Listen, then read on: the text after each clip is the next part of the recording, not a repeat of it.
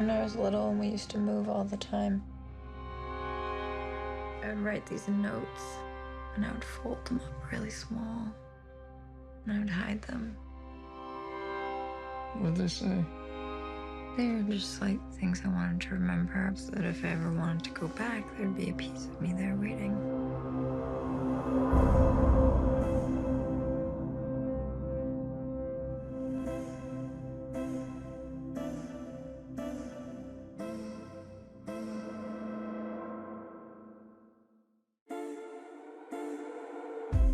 Are you running late? Did you sleep too much?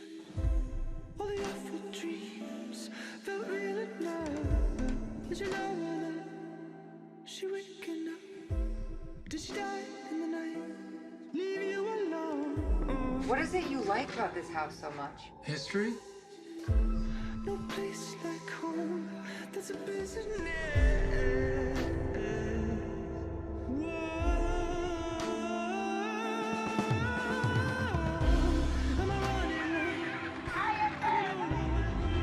A writer writes a novel. A songwriter writes a song. We do what we can to endure. She finds someone else. Leave me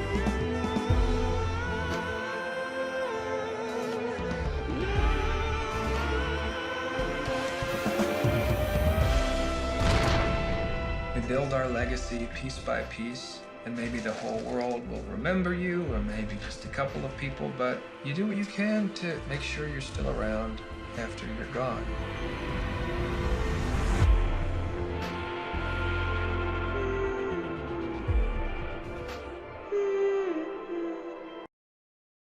Thanks for being here, man. Thanks for having me. I mean, we can't play that trailer and not talk about the music right off the bat, because that's one of the things, I mean, to use a word, enchanted by the soundtrack of this. Tell me a little bit about finding the music for this song. The composer of the film is a gentleman named Daniel Hart, who's from Dallas like myself, and he has done the music for all of my movies, from my earliest short films to the Disney movie I made last year, Pete's Dragon, to this one. And so, you know, going into this movie, I knew he would write the score for it, but I didn't know about this song that was going to become the centerpiece of the film. That's what we just heard in the trailer. Right. And it's a song called I Get Overwhelmed that he wrote for his band, Dark Rooms. And when I was working, developing this project, he, was playing some of the music he was writing for his upcoming album, and that was one of the songs he played for me, and I just got obsessed with it and wrote it into the script, and thankfully he let us use it. So you wrote it into the script before you knew you had permission? I kind of hoped that he would let me use it, but yeah, I just was so taken with it, and it really it sounded the way I wanted the whole movie to feel, and it really became a very key part of the movie, and then it became, for Daniel, the platform upon which he based the rest of the score. So every piece of the score in the movie, it's very important. The score is very important to the movie because there's not a lot of dialogue. There's a lot of, we rely on the music a lot to push things forward. And he took elements of that song, whether it was a piece of the violin track or a piece of the vocals or just some of the synth bass, and used those for each individual piece of the score. So every piece of the score has a little bit of that song in there. That's awesome. And the soundtrack is available for people to purchase. Yeah, it just came out today. It's on iTunes, and you can get it on CD if you still have a CD player, but there's also a glow-in-the-dark vinyl that I'm particularly excited about. You guys got to pack that up. That's awesome. I actually like to ask screenwriters this. I mean, what do you listen to? Do you listen to anything while you're writing a screenplay like this? I try to listen to music when I'm writing because I always find that it's helpful, but sometimes I'll just forget to, I'll put on an album and then I'll forget to get up and change it. I'm sitting there writing and then, a couple hours have gone by and I realize I'm sitting in silence. Oh, yeah. But I listen to I listen to Beyonce a lot. I mean, that's like I listen to stuff that people wouldn't expect me to listen to while writing a movie like this. Yeah. But there's a lot of value to be found in listening to things that don't feel like your movie, because it helps you sort of, as you're working on it, it sort of helps you like break outside of the conventions that you might rely upon or that you might fall back upon. So I like to listen to things that just keep me motivated and keep me excited and keep me curious. Yeah, I mean, I want to go a little bit back to what started the filmmaking process for you. What made you a filmmaker? I mean, what drew you to it? When I was 7 years old, I just decided, I was playing with my friend Jeff in the backyard of his house, and I was like, hey, do you think you want to make a movie someday? And he was like, yeah, I don't know. And I was like, I think I probably will. And then 2 kids, you were 7 years old, and you're asking him if he wants to make a movie. I just found out about how movies were made at that point. Like, I was obsessed with Star Wars, as many children are, and I Had never seen any of the movies in theaters. They all opened, before I was able to see them. But I had caught up with them on home video and television, and was obsessed with the action figures. And my mom got a book out of the library for me about how they made the movie, and that hooked me. That was it. It was from that point forward. That was all I wanted to do, and that's all I've ever done since. Yeah. Can you describe the first movie you made and writing that first one?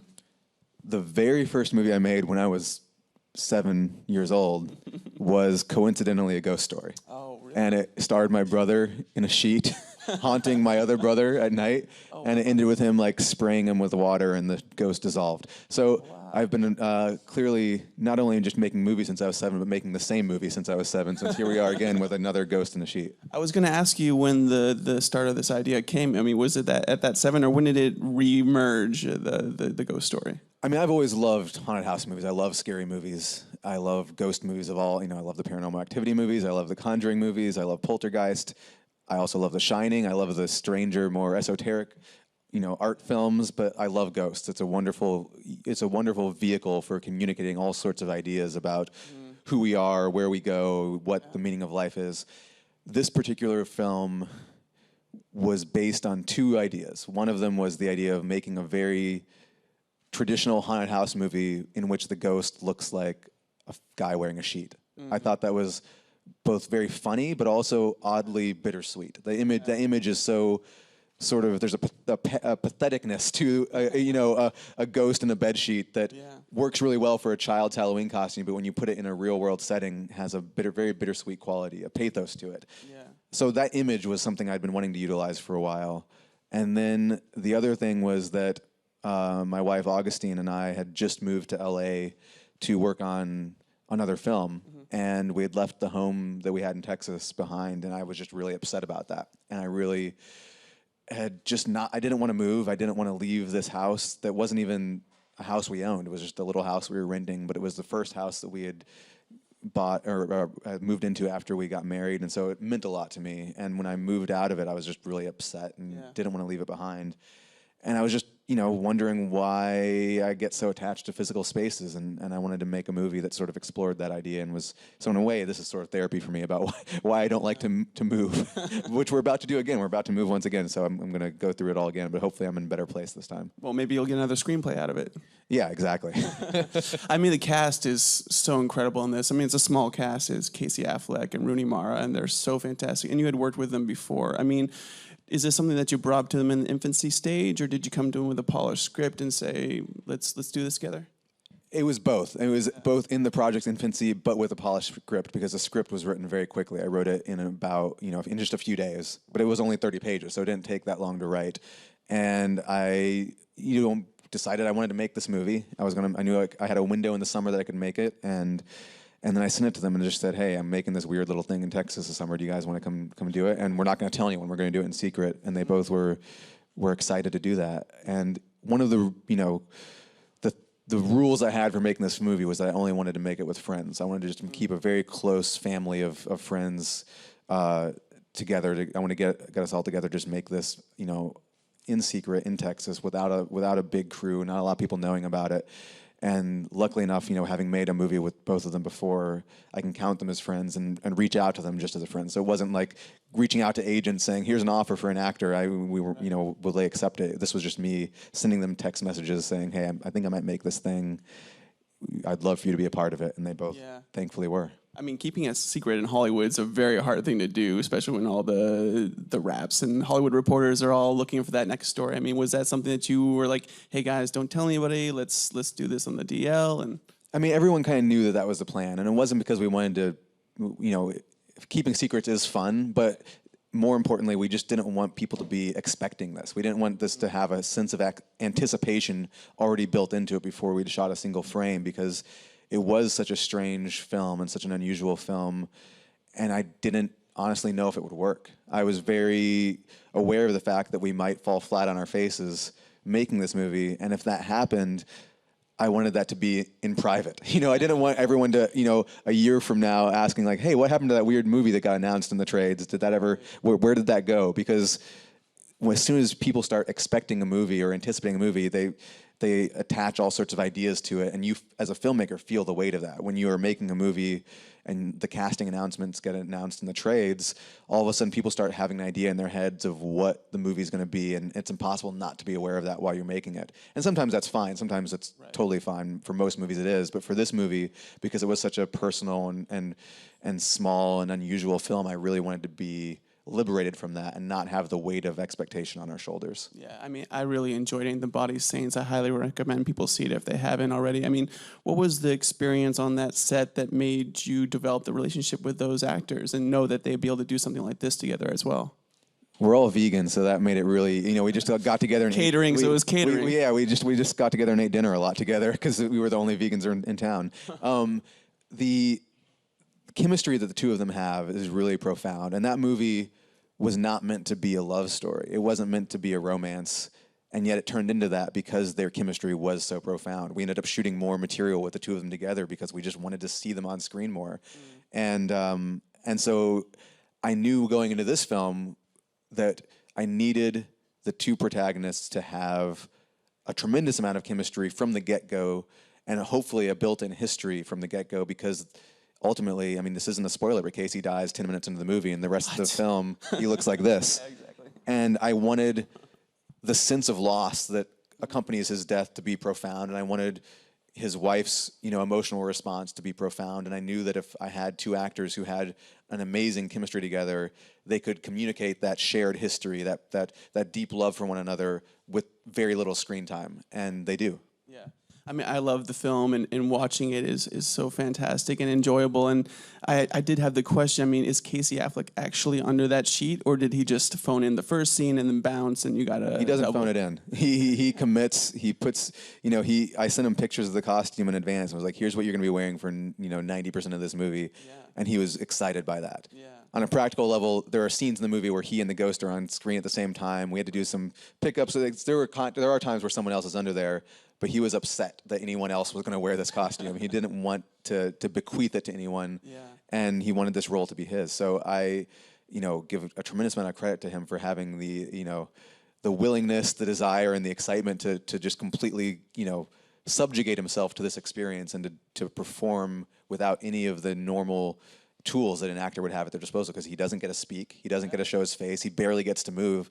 Most of the movie he's just standing there silently observing, and it's, he was really excited about that. But those movements are effective. I mean, those are things, I mean, are those all in the script, the slight movements that he makes, because they do affect the viewer. Yeah, a little goes a long way, and a lot of it was in the script. The movie was, in spite of the fact that there's so little dialogue, it was very carefully scripted, and we spent a lot of time just figuring out how the ghost should move, because I think actually in the script there was probably more movement initially. There was a lot of entering and exiting of rooms and going places, and we gradually realized that this spirit, this phantom worked better in stillness. It just felt more ethereal when he didn't move. So we gradually reduced the amount of movement in the movie, and then when he does move, it's very specific. It's like a very slow look to the left or to the right, or a very slow walk across a room.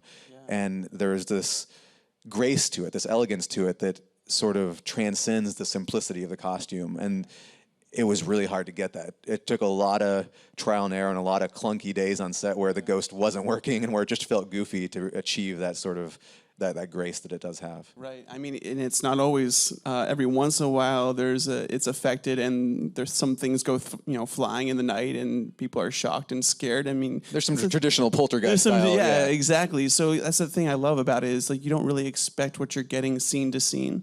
What was it like to shoot something like that poltergeist scene, or where things are flying through? I'm sure it's really fun for you as a filmmaker. It's totally fun. After spending, we shot the movie mostly in sequence, so by that point we had shot a lot of material in which there's a lot of sadness or grieving and a lot of stillness and no dialogue, and so when we got to shoot the sequence with the family who moves into the house and really does just have a total poltergeist experience, it was really fun to just kind of dip into Spielberg a little bit and to have to let the ghost get scary. So there's a sequence in the movie where he just throws a temper tantrum, because that's basically what ghosts are doing in those movies. They're throwing temper tantrums, and we see him in this form, but nonetheless he's doing what ghosts in those movies or Paranormal Activity or The Conjuring always do, which is throw plates around, knock over furniture, knock over pictures, and basically scare the daylights out of this poor family who's living there.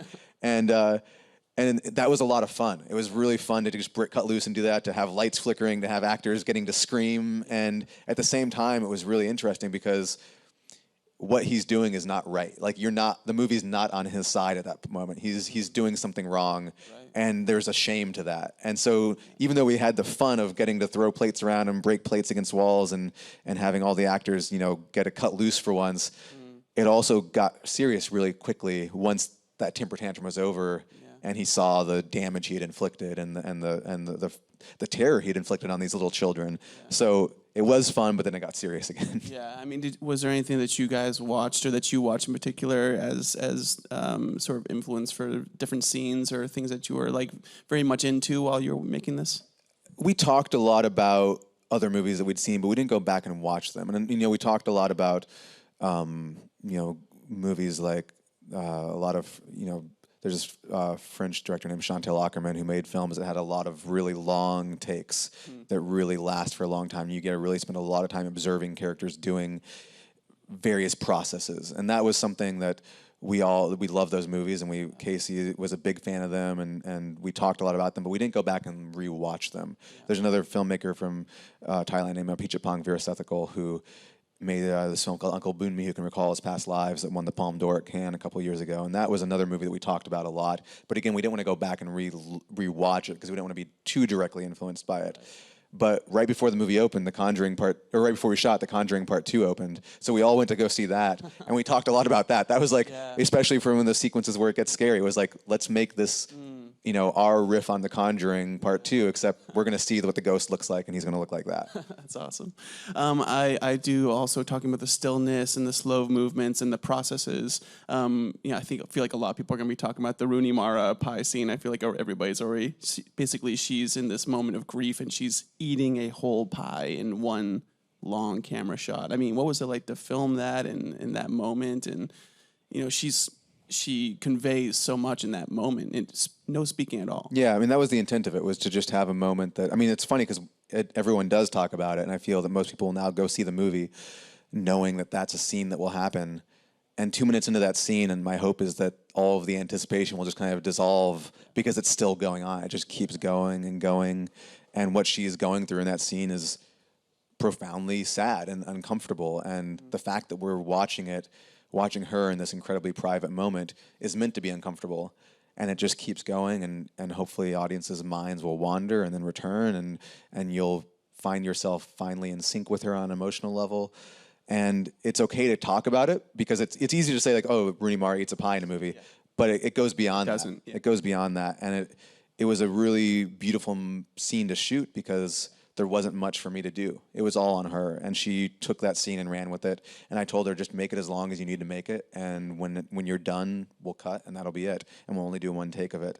And so that moment in the movie sort of pierces through the artifice of filmmaking and just becomes a moment of real truth and real honesty and real emotional weight for her as a person, not just as a character, but that was her just being in that moment truthfully, and that's a beautiful thing for me as a filmmaker to capture, and hopefully it's a beautiful thing to watch. Yeah, absolutely. I think people are served a lot by just dropping any sort of anticipation towards this, because exactly it takes you by surprise a lot. And if you go in there with sort of no biases, you'll really enjoy it. Can you tell me a little bit about the ghosts talking to each other? And that was so fun. There's a little caption. Yeah, there's a scene in the movie where Casey's ghost is just bored at home, and he has nothing to do. He's a ghost. He can't talk to anyone, and his loneliness is growing. And one day he notices in the house next door that there's another ghost across the way, also just standing in the window, and he's able to communicate with her. Yeah. We call her the grandma ghost because she's wearing a floral bedsheet, and that's me. Yeah. And under that bedsheet, that was my cameo in the movie. But they wave at each other, and then realize that they can communicate, and the communication is done in subtitles because who knows how ghosts actually communicate. But it's a moment of comic relief because it is funny, but then it gets sad very, very quickly because you realize that they both are just waiting for things that they don't understand. They both are just tied to, the ghost next door is waiting for someone to visit and she can't even remember who it is. You get the sense that she's been there for years and years and years and has lost track of who she is, but she's just waiting for someone to come visit her. And it was a really emotional moment for us on set because we realized after shooting all of these scenes where the ghost is unable to communicate with anyone, finally he can connect. He can finally make a connection, and yet the connection is profoundly sad. So, it started off as a joke. We just thought it'd be funny to see two ghosts waving at each other, but it became something really emotional. Yeah, absolutely. Now, did Casey keep the sheet? I mean, is the sheet tailored for Casey? The sheet is, a regular bed sheet, even a king-size bed sheet, will not fit over you. It doesn't cover you completely. So we had these sheets tailor-made, with someone in his height in mind, but anyone could put it on and it would just completely cover them. It's a very heavy sheet, and it isn't just a sheet. Underneath that sheet is a series of petticoats. It looks sort of like a wedding. You have to wear a wedding dress underneath that sheet to get this shape to work. Because if you just put a bed sheet over your head, it just doesn't look quite right. It doesn't hang or drape in the right way. So my costume designer, Anel Broder, spent a lot of time experimenting with different fabrics, trying to get the draping to work right. All of the sheets were custom built. Wow. And underneath is this entire, very constrictive, very hot, costume that you have to wear underneath the actual costume just so that the shape is maintained. It involves a helmet made out of felt, and we were shooting this in Texas last summer, 110 So it was nice and cool, heat. It was a nightmare. I only had, I wore the sheet for that one scene with the ghost next door, and that was it took an hour or two to shoot. Wearing this for the entire production was, it's no small task. No one was wearing the sheet after cut was yelled. That's basically what you're saying. So it was hard to. It was a whole process to put it on and take it off. So if we didn't have to take it off, we wouldn't. But you just would have to sit there and meditate. Just sort of find peace within yourself while sweltering in the Texas sun. I just love the picture of Casey Affleck by the catering table trying to get a celery stick maybe through one of the. You lost a lot. It was great if you wanted to lose weight. You just sweat out any sort of excess body fat while wearing that. You guys can merchandise that out. A24, listen to this. This is great. There's a store. Those costumes are now all downtown. There's a store that A24 opened called the Ghost Store that has the original costumes on display, but you can also go there and get your own custom fitted bed sheet for the afterlife. That's awesome. Check it out, guys. Okay, we have some questions in the audience. We're going to start right there. So the trailer is everything's square. It's in a really odd aspect ratio. It has those corners that sort of looks like Super 8 or something. I was wondering is what was your thinking with that? Is the whole movie shot that way? And if so, was there any pushback from anybody about that? There was no pushback because we were the ones making the movie. There was no one that we had to answer to. So it was only us, my producing partners and I. We just made the movie ourselves on our own terms.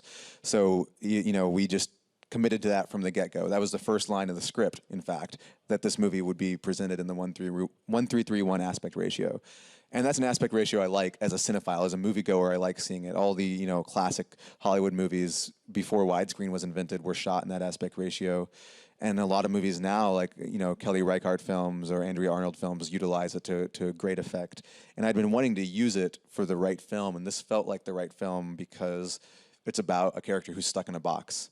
And so I felt the claustrophobia of his circumstances could be amplified by the aspect ratio. And then the curved edges came into play in post-production because when you watch a movie that's shot in this aspect ratio on a modern movie screen or on your TV at home, it's going to be in a rectangle. So you get edges on the sides that kind of emphasize the fact that it's a square. And I like that. I really like seeing that frame. It gives me a proscenium to look at. And adding the rounded edges just made that even more pronounced. And it also added a degree of nostalgia because it feels like old photographs or a slide projector. And I'm a sucker for sentimentality, so that just made me happy to have those vignettes on the edges. But the whole movie is like that, from frame one to the end. It's in that aspect ratio, and I felt that it was a good way to let audiences know from the first shot onward that this would be slightly left of center as far as cinematic experiences go. Yeah, it's fantastic. Okay, next question back there. Hey, David. I know you've written, directed, and produced this film and several other films. I was wondering, do you have a preference on which part of the process that you like to do, and how much does it change, or do you allow the story to change during that process? I always let the story change as it needs to change, but it never changes that much. You know, the finished film that's opening in theaters today is for a ghost story is very close to the script that I wrote. And the same goes for all of my movies. But, you know, while you're editing, you always go through processes of exploration and try out different things. And for a while, they change tremendously. But ultimately, at least in the films I made so far, they gradually settle down and take the shape that they were initially intended to take. And I have a hard time saying what my favorite part of the process is, but I think it's editing. Editing is really where the movie gets made for me. It's where I feel most comfortable, where I feel I get to really, you know, define what it is that I'm trying to do. Shooting is very, you know, stressful because I'm an introvert, so having to be on set every day and talking to everybody all day long it takes it out of me. But editing is where I really get to focus and really feel where the movie comes into its own, and it's the part I look forward to every step of the way. And when I'm writing the script even, I'm already thinking about how it's going to get cut together. And I write the transitions into the script. I write the cuts into the script sometimes because that part is so important to me. And I'm always thinking about it. But it's all directing. At the end of the day, it's all directing. Every step of the process is just filmmaking. And I try not to differentiate between them too much. But I do have to admit that I love editing more than any other part of it.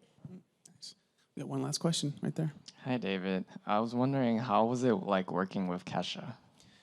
Working with Kesha was the best. She came to town for one day to be in one scene, and she's just briefly in the movie, and it's almost a blink and you miss it sequence. But I love her music. When I mentioned earlier that I like to write to music that people wouldn't normally expect, like listening to her music while I'm writing is very inspirational to me. Her new album, or new song, her single hit yesterday, and I was so excited to finally hear something new from her after so many years.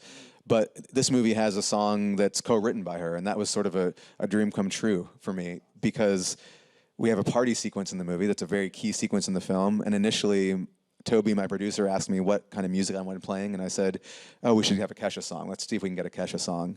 And then that turned into, well, I wonder if we could get Kesha to write a song for that sequence, which then turned into, I wonder if Kesha will come to town and be in it. And again, she's barely in the movie. She has a couple lines. You see her here and there. She's always in the background of the scene.